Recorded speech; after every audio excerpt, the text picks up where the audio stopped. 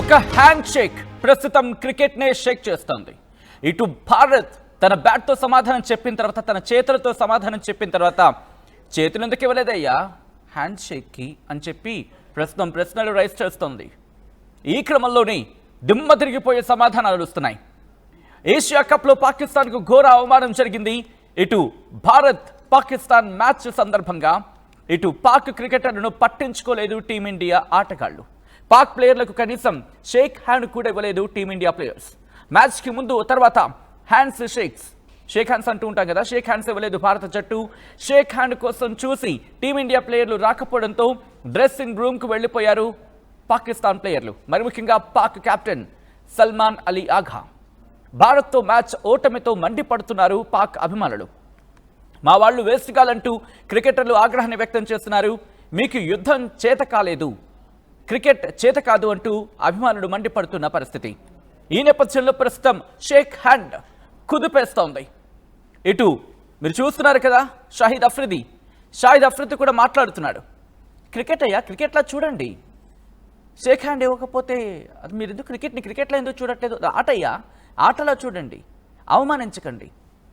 షాహిద్ అఫ్రిది కాదు, అఖ్తర్, నేను పేరు కరెక్ట్గా మర్చిపోయా టైంకి. ఎందుకంటే Shoaib Akhtar, thank you so much PCR. Shoaib Akhtar అంటున్నాడు ఏమంటే, ఆటని ఆటలా చూడాలంట, ఆటని ఆటలాగే చూడాలి. షేక్ హ్యాండ్స్ ఎందుకు ఇవ్వలేదు? అఫ్కోర్స్ ఆ బైట్ సంబంధించి మేము ప్లే చేయలేము, ఎందుకంటే కాస్త కాపీరైట్ ఇష్యూ ఉంటాయి కాబట్టి నేను ఆ బైట్ని ప్లే చేయట్లేదు. బట్ ఇదే షోయిబ్ అఖ్తర్ ఏమంటున్నాడో తెలుసా? హ్యాండ్ షేక్ విషయంలో ఆటని ఆటలాగే చూడాలి కదా, దాంతోపాటు ఇటు మేము మీ అందరి గురించి మాట్లాడుతున్నాం కదా, పొగుడుతున్నాం కదా, వాళ్ళు పొగుడుతున్నారట, దిస్ హార్ట్ అండ్ అంట, ఏదో నోటుకు వచ్చింది ఏదో పేలుతున్నారు వాళ్ళు. ఇంకా ఏమంటున్నాడో తెలుసా? ఇటు భారత్కి సంబంధించి ఒకటంటున్నాడు, హమ్ బహుత్ కుచ్ బోల్ సక్తే హే, వాళ్ళు చాలా అనగలరంట, హమ్ బహుత్ కుచ్ బోల్ సక్తే హే. ఏమంటారు మీరు? షేక్ హ్యాండ్స్ అది మా ఇష్టం, దెబ్బ తగిలింది మాకు. ఇదే షోయిబ్ అఖ్తర్కి నేను ప్రశ్నిస్తున్నా. షోయిబ్ అఖ్తర్, నువ్వు కనుక వినగలిగితే నీకు హిందీలో కాస్త హిందీలో చెప్తా. हिंदी में भी बोल सकते हैं हम लोग. भूल गए क्या आपने सचिन पाजी से क्या किया आपने? अब जब सचिन पाजी ने बल्लेबाजी के लिए आए थे और आपने गेंदबाजी कर रहे थे, ऑन ग्राउंड आपने क्या किए थे? आप भूल गए क्या? और सचिन पाजी ने उनकी बल्ले से समाधान दिया, अपनी बल्ले से समाधान दिया आपको. आप भूल सकते हैं क्या उस दिन को? और आज आप बोल रहे हैं, और हमको भारत को पता है, हमको भारत को कोई सिखाने की जरूरत ही नहीं है, हमको कोई सिखाने की जरूरत नहीं है. जो कुछ भी सीखना है सिखाना है तुम्हारे प्लेयर्स को, तुम्हारे देश को बताओ. शोइब अख्तर, पता है भारत को. आज आप आके बोलने की जरूरत और हिम्मत भी मत करो. बस बहुत कुछ हो गया, बहुत ज्यादा किया आप लोग. సరిపోతుందా? ఈ భాష సరిపోతుందా నీకు? हो जाएगा. शोइब अख्तर, जब बात करेगा तो हिम्मत से बात करो, अपनी थोड़ा ध्यान से बात करो.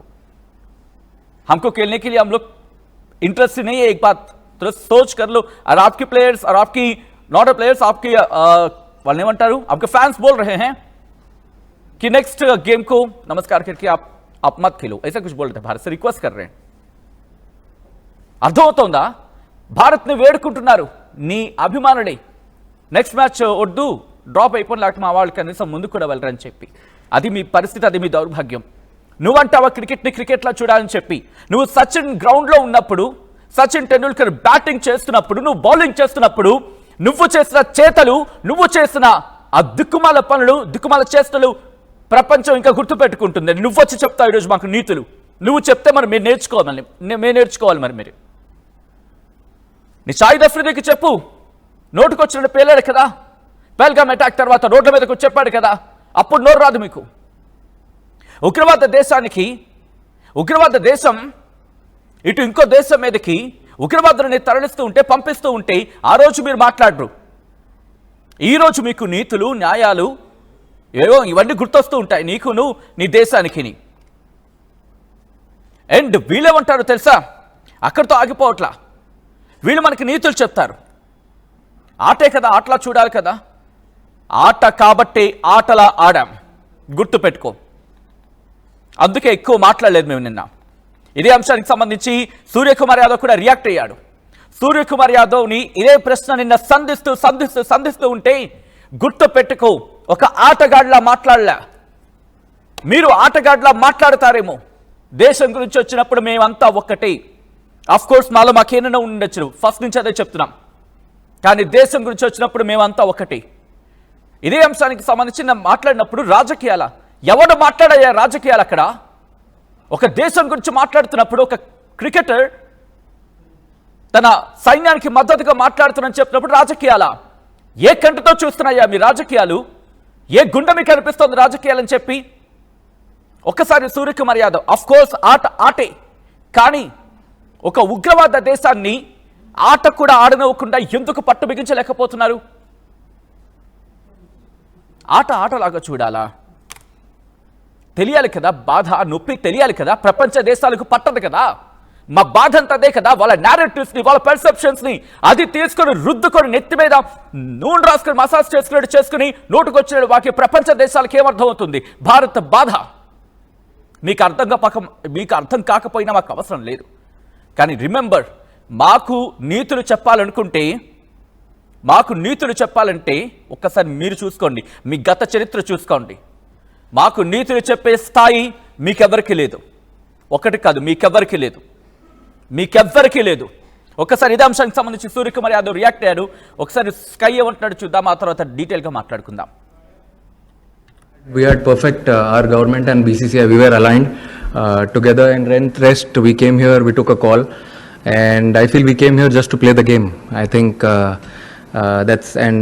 we gave the proper reply.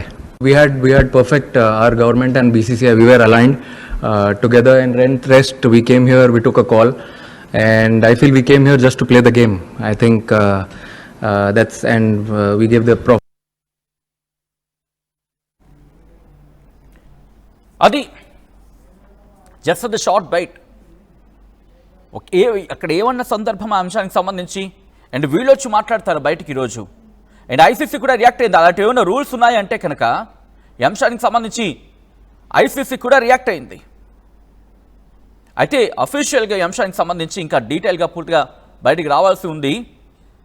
ఎందుకంటే ఐసీసీ ఎటువంటి రియాక్షన్ ఇస్తుంది అనేది అంశానికి సంబంధించి తీవ్రమైన చర్చ జరుగుతున్న క్రమంలో ఐసీసీ కూడా రియాక్ట్ అయింది. నో రూల్ మ్యాండేటింగ్ హ్యాండ్ షేక్ అంటూ కూడా చెప్పుకొచ్చింది. ఇది ప్రస్తుతం జాతీయ మీడియా కూడా ప్రస్తుతం ఈ అంశానికి సంబంధించి చెప్తున్నది అర్థం చేసుకోవచ్చు. ఎందుకంటే ఇటు భారత్ షేక్ హ్యాండ్ ఇవ్వలేదు, అదే హ్యాండ్ షేక్ అంటూ ఉంటారు వాళ్ళు, మనం షేక్ హ్యాండ్ అంటూ ఉంటాం, what ever it may be. ఒక చిన్న హ్యాండ్ షేక్ కోసం పట్టుకొని ఇంత ఏడుపా ఎందుకు ఇవ్వాలి? ఏ ముఖం పెట్టుకొని అడుగుతున్నారు హ్యాండ్ షేక్? ఏ ముఖం పెట్టుకొని ఇచ్చేస్తారు? ఎక్కడో ఒక పోనీ చిన్న తప్పు ఏదైనా చేస్తుంటే క్షమించేంత పెద్ద మనసు భారత్కు ఉండొచ్చు. కానీ మీరు చేస్తోంది ఎంత పెద్ద తప్పు. ఇప్పటికీ కూడా నేను ఇంకొక బ్రేకింగ్ న్యూస్తో ముందుకు వచ్చే ప్రయత్నం చేస్తాను మళ్ళీ కూడా. ఎందుకు నేను ఈ మాట అంటున్నానంటే, ఇప్పటికీ కూడా వీళ్ళు చేసిన తప్పును అంగీకరించకపోగా ఆ తప్పును మళ్ళీ చేసేందుకు వీళ్ళు కత్తులు నూరుతున్న పరిస్థితి ఉంది. ఇది బాధ, సగటు భారతీయుడు బాధ. నిన్న క్రికెట్ ఆడొద్దని కోరుకుంది అందుకే. నేను క్రికెట్ ఆడొద్దని కోరుకుంది దేనికి? వాళ్ళ ముఖం వాళ్ళతో మనం ఆడేదేంటి? కానీ ప్రభుత్వాలు ఏవో చెప్పుకొచ్చాయి ఇంటర్నేషనల్ టోర్నమెంట్స్లో పార్టిసిపేట్ చేయాలని చెప్పి. ఈరోజు అదే కదా స్కై కూడా అన్నది. అది ఆడాలి అనే ఒక ఉద్దేశంతో మాత్రమే ఆడడం తప్ప ఆ అంశానికి సంబంధించి మాట్లాడుకునే క్రమంలో ఆడాలని చెప్పి ఆడడం తప్ప వాళ్ళతో ఎటువంటి ఒకసారి చూడొచ్చు మీరు. నిన్న జరుగుతున్న క్రమంలో కూడా, మ్యాచ్ జరుగుతున్న క్రమంలో కూడా ఎక్కడైనా భారత్ పాకిస్తాన్ అంటే ఒక మ్యాచ్కి ఒక హైప్ ఉండేది, ఒక ఉద్విగ్న వాతావరణం ఉండేది. కానీ అలాంటిది లేదు. నిన్న కసి అంతే. మ్యాచ్ చూడొద్దు అనుకున్న వాళ్ళు చూడలేదు, మ్యాచ్ చూసిన వాళ్ళు గెలవాలనుకున్నారు అంతే. సాధారణంగా భారత్ పాకిస్తాన్ మ్యాచ్ గెలిచిన తర్వాత సంబరాలు భారత్లో ఏ స్థాయిలో ఉంటాయి? ఎందుకంటే బాధతో నిండిపోయిన గుండెకి ఆ విజయం ఒకటే అంది కదా భారత్ క్రికెట్ టీం కూడా. ఇది మన ఫోర్సెస్కి, మన ఆర్మ్డ్ ఫోర్సెస్కి డెడికేట్ చేయడం జరుగుతుందని చెప్పి యాక్సెప్ట్ చేయలేమా? అండ్ ఆ బాధ అర్థం కాదా మీకు ఇది? దాంతోపాటు ఇప్పుడు ఆట గురించి ప్రస్తావిస్తాడు షాయిబ్ అఖ్తర్ లాంటి వాళ్ళు. మరి అదే షాహిద్ అఫ్రిదీకి సంబంధించి ఎందుకు సమాధానం చెప్పలేకపోయారు? మరి ముఖ్యంగా కూడా ఒక చర్చ జరుగుతోంది. ఏమని? నో షేక్ హ్యాండ్ షేక్ వెనకాల గౌతమ్ గంభీర్ ఉన్నాడా? ఈ అంశానికి సంబంధించి చర్చ జరుగుతోంది. ఎందుకంటే హెడ్ కోచ్గా ఉన్నాడు గౌతమ్ గంభీర్. సోషల్ మీడియాని పక్కన పెట్టండి, మీ పని మీరు చేసుకోండి, ఇండియా కోసం ఆడమే, పహల్గామ్ అటాక్ని మర్చిపోద్దు, ఎవరితోనూ హ్యాండ్ షేక్ చేయొద్దు, మైదానంలో మీ బెస్ట్ ఇవ్వండి అని మ్యాచ్కి ముందు ఆటగాళ్లకు ఒక క్లియర్ డైరెక్షన్స్ ఇచ్చాడంటూ కూడా ఇప్పుడు పెద్ద ఎత్తున చర్చ జరుగుతున్న క్రమం. ఇది నేనంటున్న మాట కాదు, సోషల్ మీడియాలో చర్చ జరుగుతున్న మాట ఇది. మ్యాచ్ తర్వాత కూడా పహల్గామ్ అటాక్ గురించి మాట్లాడడం అంటే అఫ్కోర్స్ ఆటను ఇంతవరకు ఏ ఆటలోనైనా ఇంతవరకు ఆడిన ఆటల్లో దేని గురించైనా ప్రస్తావించామా? ఎందుకు ప్రస్తావించాల్సి వచ్చింది? అమాయకులైన భారతీయుల మీద మెడోస్లో మాట్లాడుకుంటున్న అంటే అక్కడికి వెళ్ళి పహల్గామ్లో ఆ కుటుంబాలు సేద తీరుతున్న సందర్భంలో కాస్త ఆ సమయాన్ని గడిపేందుకు వెళ్ళిన కుటుంబాల మీద, అమాయకపు కుటుంబాల మీద దాడి చేసినప్పుడు షోయిబ్ అఖ్తర్ ఎందుకు మూగపోయింది? నీ నోరు ఎందుకు మూగపోయింది? ఈరోజు క్రికెట్ గురించి నీకు వచ్చిన ఏదో నీతులు చెప్పేందుకు బయలుదేరిపోయావు కదా. మా గురించి నువ్వేం పొగడాల్సిన అవసరం లేదు. నువ్వేంటి, నీ పొగడ్తలేంటి? చిన్నప్పటి నుంచి మేము చూస్తూ వచ్చాం షోయిబ్ అఖ్తర్. నువ్వు గ్రౌండ్లో నువ్వు చేసిన వేషాలేంటి? నువ్వు ఏ లెవెల్లో మాట్లాడేవాడివి? ఏ లెవెల్లో దాని ఏదో అంటూ ఉంటారు, మాటలతో ఎర్రెక్కించడం అంటూ ఉంటారు కదా, ఏ స్థాయిలో ఎర్రెక్కించేవాడివి? అండ్ దానికి భారత క్రికెటర్లు ఏ స్థాయిలో సమాధానం చెప్పేవాళ్ళు? గంగూలీ నడుగు నీకు చెప్తాడు కరెక్ట్గా. గంగూలీ నడకవయ్యా, రాహుల్ ద్రావిడ్ నడుగు. అంత రాహుల్ ద్రావిడ్ కూడా బ్యాటుతో నీకు సమాధానం ఇచ్చినప్పుడు కంటి చూపుతో నీకు సమాధానం ఇచ్చాడు. నీ నోటికి నువ్వు పని చెప్పి ఉండొచ్చు కాక, కానీ ఈనాటికి నిన్న గుర్తుపెట్టుకో, ఇంకా హేమాహేమిలుగా మాట్లాడుకున్న రోహిత్ కావచ్చు, కోహ్లీ కావచ్చు, వీళ్ళెవరూ లేకపోయినా భారత్ క్రికెట్ టీం అందరం ఒకటే, మేము మా సత్తా ఏంటో చూపిస్తామని చెప్పి బూమ్రాతో మొదలు పెడితే హార్దిక్ పాండ్యా కావచ్చు, ఒకరిని అని కాదు, మొత్తం ఒక టీం ఎఫర్ట్. వికెట్లు టప్ప పడుతూ ఉంటే కోలుకోవడానికి మీకు అవకాశం లేకుండా భారతదేశం తన సత్తా ఏంటో చూపించాలని భారతీయులకు నిన్న ఇదే అంశానికి సంబంధించి అఫ్కోర్స్ లాస్ట్లో అనుకుంటా సబ్జెక్ట్ కరెక్షన్ కూడా కాదు, లాస్ట్లో అనుకుంటా అంటే మొమెంట్ ఆఫ్ ప్రెజెంటేషన్ సందర్భంలో మాట్లాడతాడు కదా, దాంట్లో స్కై మాట్లాడుతున్నప్పుడు ఏమన్నాడు, అంతా అయిపోతుంటే ఒకసారి మైక్ ఇవ్వండి అని చెప్పి అప్పుడు మాట్లాడాడు చూడు. ఎస్, దేశం మీద మీరు చేసిన గాయం చరిత్రలో ఉండిపోతుంది, చరిత్ర గుర్తుంచుకుంటుంది. ప్రతి భారతీయుడు ఆ ఘటన విన్న ప్రతి భారతీయుడు గుండె రగిలిపోతుంది. షోయిబ్ అఖ్తర్, బహుశా నీకు ఎమోషన్ కావచ్చు అది, అంటే ఓడిపోయిన బాధలో షేక్ హ్యాండ్ ఇవ్వలేదని చెప్పి ఒక అంశాన్ని పట్టుకొని దాన్ని తిమ్మిని బొమ్మని చేసేసి ఏదేదో చేసేద్దాం, ప్రపంచ వేదిక మీద భారత్ ఏదో చూపించేద్దామని చెప్పి నీకు ఉండొచ్చుగాక. నీ చేత నీతులు చెప్పించుకోవాల్సిన అవసరం భారత్కు లేదు, గుర్తుపెట్టుకో. ఏదేంటే హంబీ కుచ్ ఏదో అంటాడు, ఏదో మేము కూడా చాలా మాట్లాడగలమని చెప్పి. నువ్వు మాట్లాడగలిగితే మేము కూడా మాట్లాడతాం, అండ్ మా క్రికెటర్స్ ఇంకా బాగా మాట్లాడతారు. షెహ్వాగ్ నడుగు చెప్తాడు, నీకు తెలుసుగా కుమ్మించుకున్నావుగా నీ బౌలింగ్కి ఆయన బ్యాటింగ్తో, ఒకసారి అడుగు చెప్తాడు. స్లెడ్జింగ్, అబ్బా ఎంత అద్భుతమైన పదం. మరి నువ్వు చేసింది ఏంటప్పుడు? నువ్వు ఏ కైండ్ ఆఫ్ స్లెడ్జింగ్కి పాల్పడ్డావు? గ్రౌండ్లో ఉన్నప్పుడు నువ్వు చేసింది ఏంటి? మర్చిపోయావా? ఈరోజు నువ్వు మళ్ళీ క్రికెట్ గురించి, క్రికెట్లో ఉన్న ఆ రూల్స్ గురించి మాట్లాడతావా? ఐసీసీ చెప్తుంది అటువంటి రూల్స్ అని లేవని చెప్పి ఇలా ఐసీసీని అడుగు. ఓడిపోయిన బాధ ఉండొచ్చు, తప్పులేదు. ఓడిపోయిన బాధ ఉన్నప్పుడు ఓటమిని అంగీకరించు. ఎస్, ఓడిపోయాం, అక్కడ ఓడిపోయాం, ఇక్కడ ఓడిపోయాం చెప్పు, అంగీకరించండి. ఈ ఓటమి మీకు క్లియర్ ఎవిడెంట్గా కనిపిస్తుందని చెప్పి నేను ఇంకా భయపడ్డా. రాత్రి మ్యాచ్ గెలిచిన తర్వాత మళ్ళీ మీ ప్రధాని వచ్చి ఎక్కడొచ్చి మేము టోర్నమెంట్ గెలిస్తామంటాడని చెప్పి నిజంగా నిజంగా నేను అనుకున్న మాట భయం, ఒక కైండ్ ఆఫ్ భయం కాదు, కానీ ఎక్కడ రాత్రి వచ్చి మేము గెలిచేస్తాం మ్యాచ్ అని చెప్తారని చెప్పి. నిన్న రాత్రి మ్యాచ్ భారత్ గెలిచిన తర్వాత మీ ప్రధాని బయటకు వచ్చి ఎక్కడ మేము మ్యాచ్ గెలిచేస్తామని చెప్తాడని చెప్పి అంత ఎవిడెంట్గా ఉన్నప్పుడు నిజం, ఎందుకంటే మీ బుద్ధది కాబట్టి. ఆపరేషన్ సింధూర్ టైంలో మీరు ఎందుకు ప్రశ్నించలేదు ఉగ్రవాదాన్ని? ఎందుకు ఈ రోజు మళ్ళీ మీరు లష్కర్ తోయిబాకు సంబంధించి మేము కూల్ చేసిన ఏముంటాయి ఉగ్ర స్థావరాలని మళ్ళీ మీరు 4 కోట్లు వెళ్ళదా మీ ప్రభుత్వం? మాట్లాడి ఇప్పుడు ప్రశ్నించు, నీ ప్రభుత్వాన్ని ప్రశ్నించు. ఆకలితో చచ్చిపోతున్న నీ దేశ ప్రజలకు సంబంధించి పట్టించుకోమని నీ ప్రభుత్వాన్ని ప్రశ్నించు. నీకంత బాధ్యత ఉంటే, నువ్వంత బాధ్యత గల ప్రపంచ పౌరుడు అయితే ప్రశ్నించు నీ దేశాన్ని, ప్రశ్నించు నీ ప్రధాని దేశాన్ని వద్దులు. ఎందుకంటే వాళ్ళకు కూడా అమాయకులు ఉండి ఉండొచ్చు కాక. నీ ప్రధానిని ప్రశ్నించు,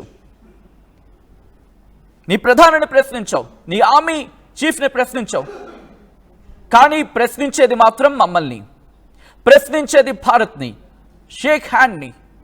ఎందుకు ఇవ్వాలి ఆ షేక్ హ్యాండ్? ఎందుకు ఇవ్వాలి? క్లియర్గా చెప్పాడు కదా స్కై సూర్యకుమార్ యాదవ్, తన మాటలతోనే సమాధానం ఇచ్చాడు కదా. దానికి మళ్ళీ రాజకీయాన్ని జోడిస్తారు ఇక్కడున్న కొంతమంది మూర్ఖులు. ఒక దేశానికి సంబంధించి మూర్ఖత్వం కాదా అది?